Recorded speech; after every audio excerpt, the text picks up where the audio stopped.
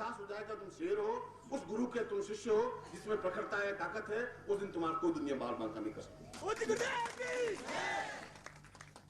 बार बार तुम्हें जब मैं ये कह रहा हूँ, इसके पीछे उन सियारों की टोली में तुम्हें जाते हुए बड़ा अफसोस होता है, बहुत दुख और वेदना दर्द होता है, तब इतनी बात कहता हूँ।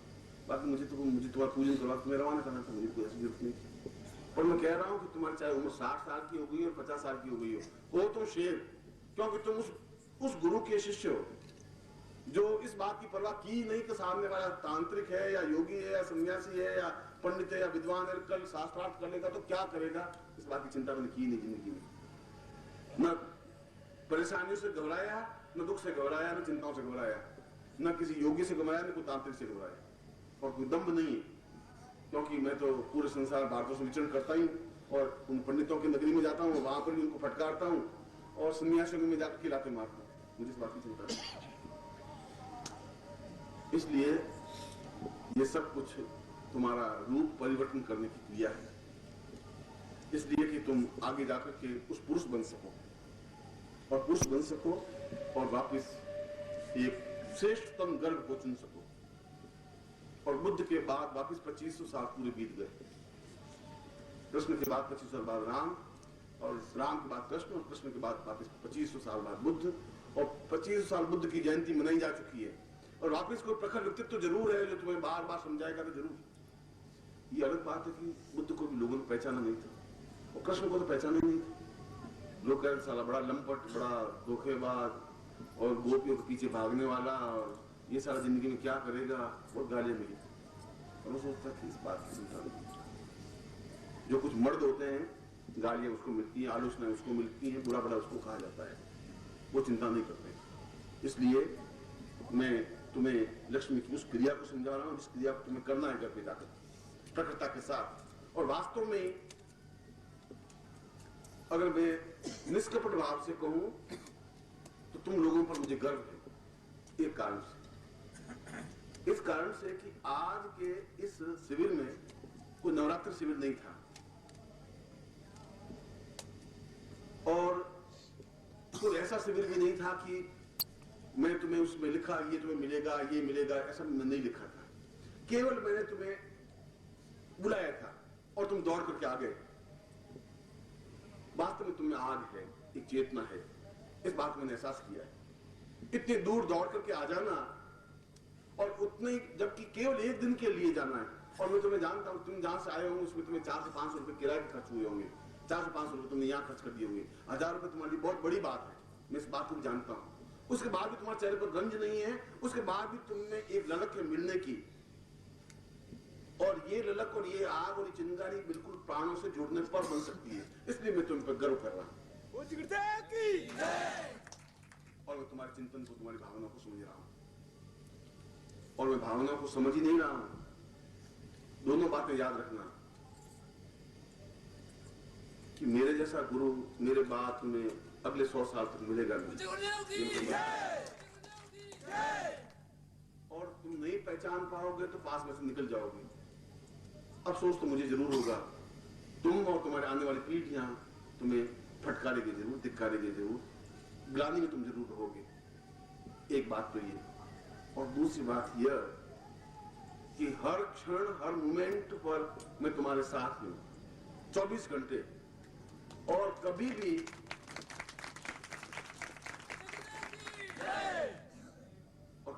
किसी भी क्षण तुम पीछे मुड़ के देखोगे तो मैं तुम्हें तैयार खड़ा मिलूंगा।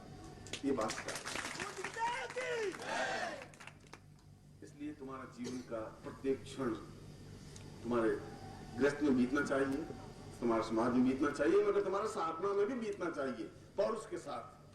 अगर तुम 1-2 साधना में भी तुम प्राप्त कर सकोगे ना, अब उसमें बड़ी ताकत चाहिए, हिम्मत चाहिए, जोश चाहिए, आंख में चिंगारी चाहिए।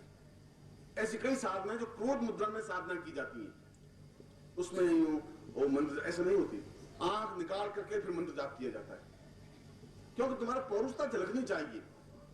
कायरों के पास लक्ष्मी आएगी भी तो नहीं रह सकती। इसलिए तुम उस सियारों की टोली में जरूर चल रहे हो, तुम्हारा जन्म सियारों में नहीं हुआ है, और इसलिए तुम पुरुष बनकर के एक श्रेष्ठ गर्भ को चुन सकने की क्षमता हो पाएगी।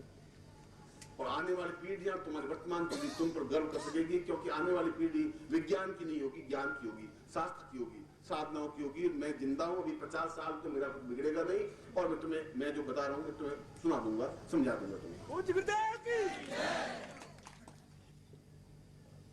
इसीलिए आज की पूरी रात मेरे पास थी और तुम मेरे पास थे, और जब तुम मुझे मिलते हो आप लोग, तो शायद मुझे बहुत ज्यादा एक अटैचमेंट सा महसूस करता हूँ, बहुत ज्यादा प्यार सा महसूस करता हूँ तुम लोगों से। ऐसा नहीं लगता तुम पराए हो। मैंने जिंदगी में कभी ऐसा एहसास किया ही नहीं, मगर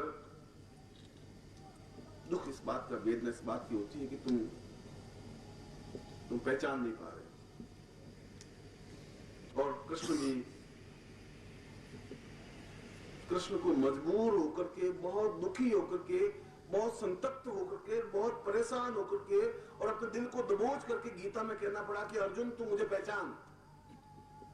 मैं पेड़ों में पीपल का पेड़ हूं, मैं नदियों में गंगा हूं, मैं पहाड़ों में हिमालय हूं, मैं देवताओं में ब्रह्मा हूं, तू मुझे पहचान। और जिस दिन पहचान लेगा उस दिन महाभारत युद्ध तो क्या, किसी भी युद्ध को जीत लेगा, पर पहचान लेगा तब। तो मुझे ये मत समझ कि मैं धोती पहने हुए सारथी बन के बैठा हूं, ये मत पहचान। तू मैं तेरा मित्र हूं, ये भी मत पहचान। तू मुझे वास्तविक रूप में पहचान तो बहुत लेट हो जाएगा, इस महासमर में तुम जीत नहीं पाएगा। ये कृष्ण का गीता है, पूरा गीता पढ़े तो केवल यही उसमें साथ दिया हुआ है। 9वां अध्याय 10वां अध्याय 11 अध्याय में यही तो है कि मैं ये हूं, मैं ये हूं। क्या वो बड़ा घमंडी था इसलिए अपना घमंड बता रहा था? घमंड नहीं बता रहा था, वो बार बार अर्जुन को समझा रहा था। पहले अध्याय से 7 अध्याय तक समझाया कि तुम वीर है, बहादुर है, तुम इस समर में युद्ध करके जीतना है, विजय प्राप्त करना है, कायर होकर मत मर, बहादुर के साथ मर। और समझ नहीं पा रहा था, तब उसको समझा रहा था कि नहीं समझ पा रहा तो फिर तो मुझे पहचान, क्योंकि इन सबको मैं मार चुका हूं। ये भीष्म, ये द्रोण, ये कर्ण, ये अश्वत्थामा, इन सबको मैं समाप्त कर चुका हूं।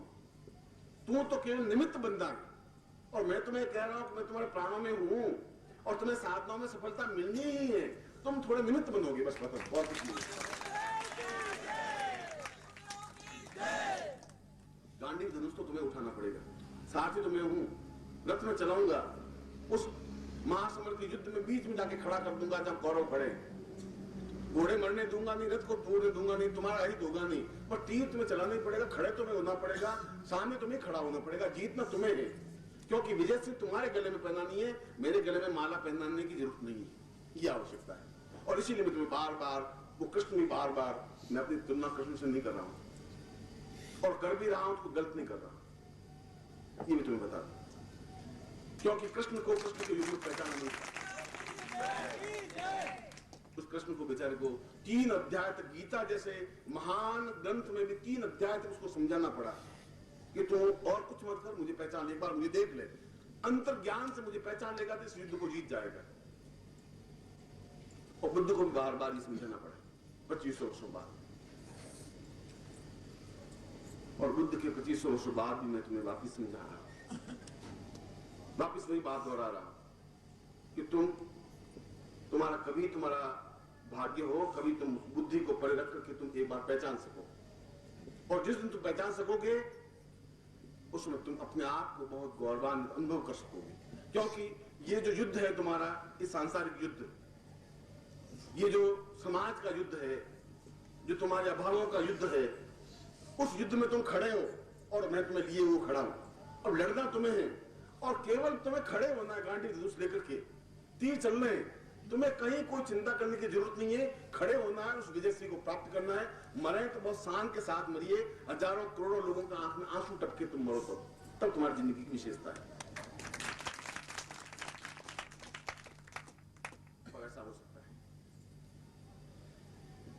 सकता है तुम्हारे द्वारा, क्योंकि मेरे घर के दरवाजे 24 घंटे आपके लिए खुले हैं। आप ठक ठक करोगे, मैं सीधा दरवाजा खोल के आपको मिलने के लिए तैयार हूं। अब तुम ठक ठक करो ही नहीं, तो मेरे दिल के दरवाजे पर दस्तक दो ही नहीं, तो मुझे आवाज भी नहीं दो, तो मेरे दोस्त नहीं, फिर मेरी गलती नहीं है, फिर मैं अपनी आत्मा में अपराधी नहीं हूं। मैं तुम्हें कई जन्मों से आवाज दी है, बार बार तुम्हें आवाज दी है, तुम्हारे दिल पे चोट की है, तुम्हें गालियां दी है, तुम्हें फटकारा है। आज मैं फटकार ही रहा हूं, तुम्हें पुचकार नहीं रहा, चापलूसी तुम्हारा नहीं कर रहा। आज भी तुम्हें हकीकत तुम्हें समझा रहा हूं कि तुम कौन हो, और हकीकत समझा रहा हूं तुम अपने आप को पहचानो और उस व्यक्ति को भी पहचानो, पहचानने की क्षमता पैदा कर सको। तुम एक धोती कुर्ता पहने हुए व्यक्ति को सिर्फ मत देखिए, उसके अंदर जो कुछ है वहां तो तुम्हें पहचानने पहुंचने की जरूरत पड़ेगी, और वहां तो पहुंच पाओगे फिर तुम मुझसे अलग हो ही नहीं सकते, फिर संभव नहीं है। फिर तुम्हारा समाज का कोई व्यक्ति तुम्हें मुझसे खींच के अलग नहीं कर सकता, क्योंकि इस चमड़ी को प्राणों से अलग कोई कर नहीं सका, आज तक नहीं कर सकता। मैं प्राण में चमड़ी से दूर नहीं कर सकते। और समय बहुत कम रह गया है, हो सकता तुम्हारे पास समय बहुत बच गया हो, और अगर मैं कह रहा हूं समय कम है तो उसके पीछे अर्थ है, सारगर्भिता है, उसके पीछे कोई चिंतन है। और फिर तुम ढोंगियों के चंगुल में फंस जाओ, फिर तुम पाखंडियों के चंगुल में फंस जाओ। वो तुम्हें केवल समझा नहीं सकेंगे, कुछ ज्ञान कुछ चेतना नहीं दे सकेंगे, और तुम पूछोगे गुरुदेव ये ज्ञान ये साधना क्या? बच्चे तुम नहीं समझते, तुम ये बहुत ऊंचे योगियों की बातें बच्चे तुम नहीं समझ सकते, वो तुम्हें दबा के बैठा देंगे। ऐसा इस देश में हुआ है। बार बार बुद्ध पैदा नहीं हुए, बार बार महावीर स्वामी पैदा नहीं हुए, बार बार कृष्ण भी पैदा नहीं हुए, कभी कभी पैदा होते हैं, और उसके समय में भी उन लोगों ने पहचाना नहीं है, उन लोगों ने उनको गालियां दी है, फटकार दी है, तिरस्कार दिया है, भगवान बुद्ध को लाठियों से पीटा है, महावीर स्वामी के कानों में कीलें ठोकी है, और ईसा मसीह को क्रॉस पर टांग दिया है। समाज ने ऐसा ही किया है। उसमें नहीं पहचाना उन लोगों को। मरने के बाद उनके स्मारक बनाए जाते हैं, स्तूप बनाए जाते हैं, तब तक वो व्यक्ति चला जाता है। और ऐसा कहकर के मैं न अपना गर्व कर रहा हूं, न मैं घमंड कर रहा हूं, मैं केवल अपना परिचय दे रहा हूं, इसलिए कि शायद तुम्हारे अंदर चिंगारी जागृत हो, शायद तुम अपने आप को पहचान सको, और जब तुम अपने आप को पहचान सकोगे तुम जरूर मुझे पहचान सकोगे। और मैं बार बार दो टूक शब्दों में तुम्हें हर बार ये कहता हूं कि तुम जिस दिन पहचान लोगे उस दिन तुम अपने आप एक ज्वाला सी बन जाओगे, अंगार बन जाओगे। ये बहुत छोटी साधना है जो तुम कर रहे हो, ये बहुत छोटी है। इससे कई गुना ऊंची साधना तेजस्विता तुम में आ सकती है। करोड़ों लोगों के बीच तुम नायक बन सकते हो, नेतृत्व दे सकते हो, इस देश को भी, अपने आप को भी। और ये छोटे मोटे जिन लोगों के साथ तुम गिड़गिड़ा रहे हो तुम्हारे पांव में झुक सकते हैं। अगर तुम्हें प्रखरता है, ताकत है, तेजस्विता है, गिड़गिड़ा तुम छोड़ दो, हाथ जोड़ना इस प्रकार से ऐसा तुम अपना मेरा दोनों का अपमान मत करो, तुम्हारा कोई कुछ नहीं मिला सकता। और कभी देखो तो कोई बहुत बड़ा तांत्रिक और तुम चिदों देख देखो तुम्हारा क्या बिगाड़ सकता है, तुम कभी ट्राई करके देखो, क्योंकि उस समय मैं तुम्हारे अंदर बैठा हुआ होता हूं, तुम्हारा कुछ नहीं कर सकता वो। इसलिए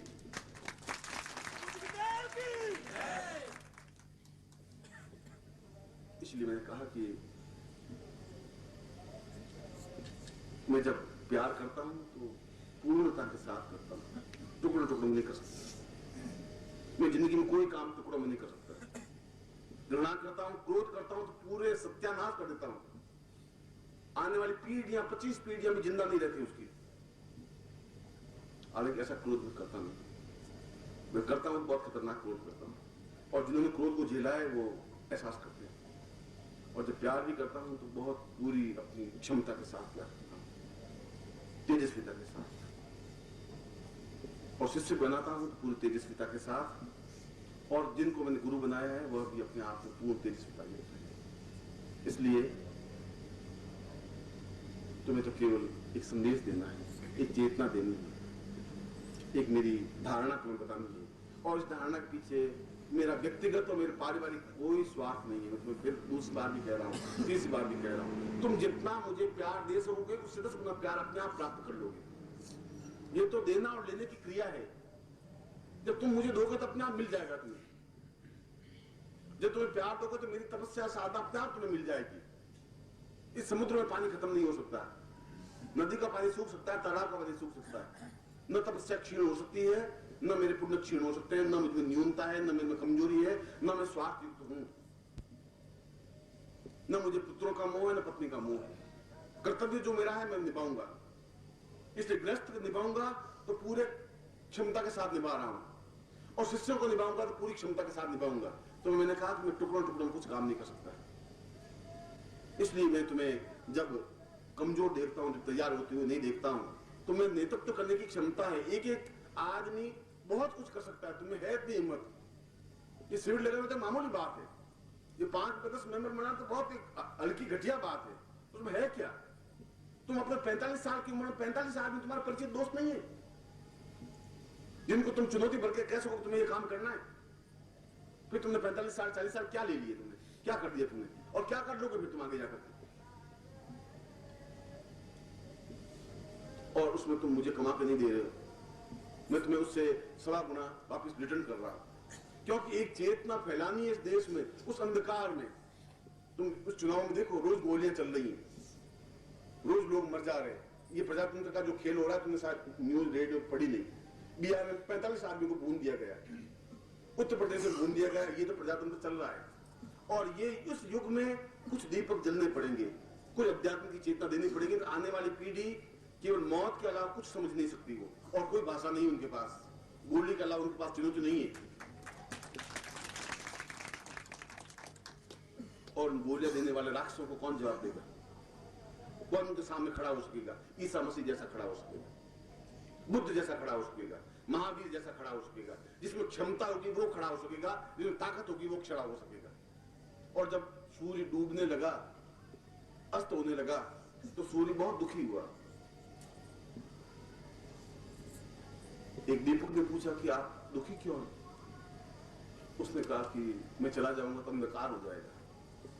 दीपक ने कहा चिंता मत करिए, मैं जब तक आप वापस आकाश में नहीं उगेंगे, मैं अपनी ताकत के साथ रोशनी जितनी भी हो सकेगी रोशनी फैलाता रहूंगा। और सूर्य प्रसन्न मन से गया और दूसरे दिन वापस होगा। मैं चाहता हूं कि ये दीपक जलते रहे, तो ये गोलियां नहीं चल सकती, फिर अंधकार नहीं आ सकता। इसलिए मैं इस युग में और इस देश में और जीवन में कोई विशेष उद्देश्य से आया हूं, केवल जन्म नहीं लिया है।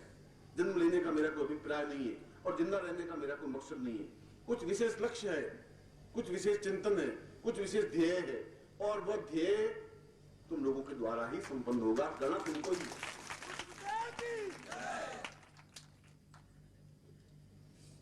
और इसीलिए तुम्हें बार-बार तुम्हें तैयार करना, साधना की ताकत के साथ। गोलियों के जवाब गोलियां नहीं हो सकती, साधना हो सकती है। और जिस दिन भी तुमको मैं पंजाब में जाकर खड़ा हो सकता हूं, मुझे ताकत है, मैं इस बात में विचलित नहीं होता हूं। पंजाब तो छोटी सी बात है कहीं पर भी, इसलिए कि मुझे मालूम है कि मौत मेरे पास में से निकल तो सकती है, बातचीत मुझसे कर सकती है, उसमें अभी इतनी हिम्मत इतनी ताकत पैदा नहीं हुई कि मेरे सामने आकर खड़ी हो जाए, लेकिन ताकत उसमें नहीं हुई। मेरा हर क्षण आशीर्वाद तुम्हारे साथ में। मैं इतनी बात कहने के पीछे मैं तुम्हें ये समझा रहा था कि मैं तुम्हें जो साधना सिखा रहा हूँ, जो साधना करवा रहा हूँ, वह साधना तुम्हारे जीवन का एक उद्देश्य है और जीवन का लक्ष्य है।